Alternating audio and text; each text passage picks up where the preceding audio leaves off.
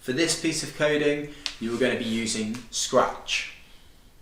In my school, as part of the summer term, we're focusing on a new topic called Why is Food Important?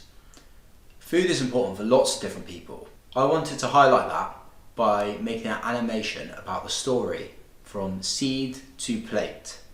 In my project, I've used 5 different backgrounds and I've also drawn some of my own sprites too.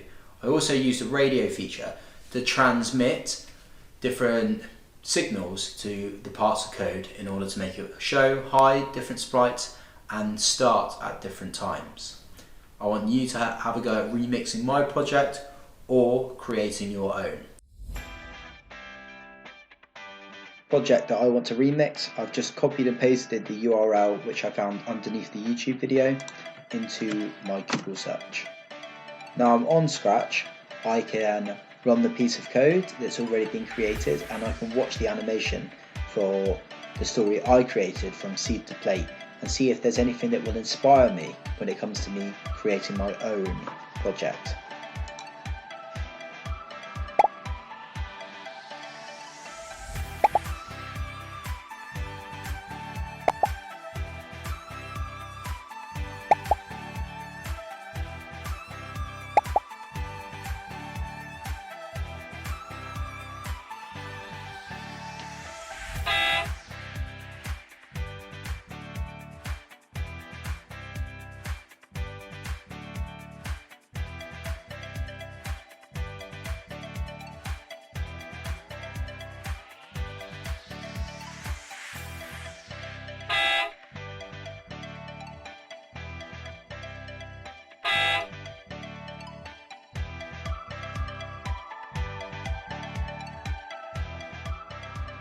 After I've watched the program, I'm going to press C inside and have a look at what code is underneath to see if I can remix that or I can start creating my own. Down here I can see all the different sprites that were involved, so if I click on them I can see how each sprite we used. What's interesting here is when I first clicked on this sprite, it's telling me about on the farm with the water, sunlight and space the carrots grow, which doesn't fit this background. So what you might need to do is click the backdrops and then click the backdrops tab at the top of your screen and go to the first backdrop in order to see that the code works properly. On this side of the screen you can see the carrots are now enormous, so you might need to press the cancel button, the stop button, which will reset them. Or if I look at the sprites and the code that they have, it says when the flag is clicked to start the code, they are going to show themselves. So they've actually been coded to reset and disappear when they're not being used.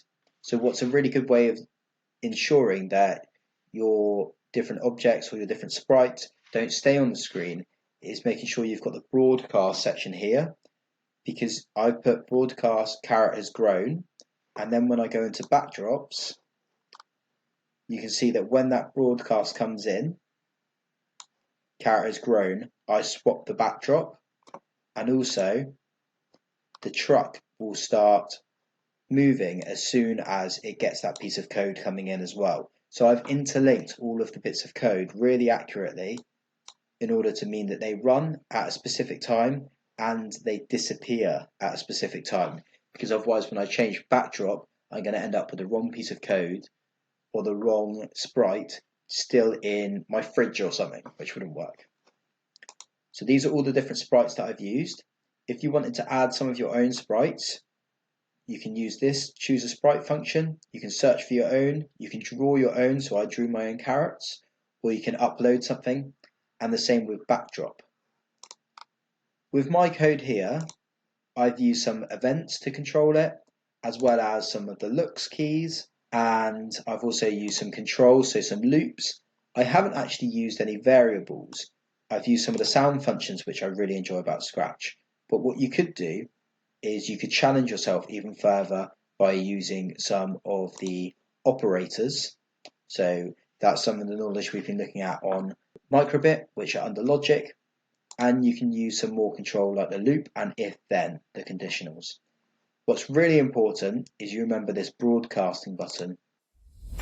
When you've had a look at all the different coding inside and how the sprites are all being controlled and the backdrops as well, feel free to remix the project however you want.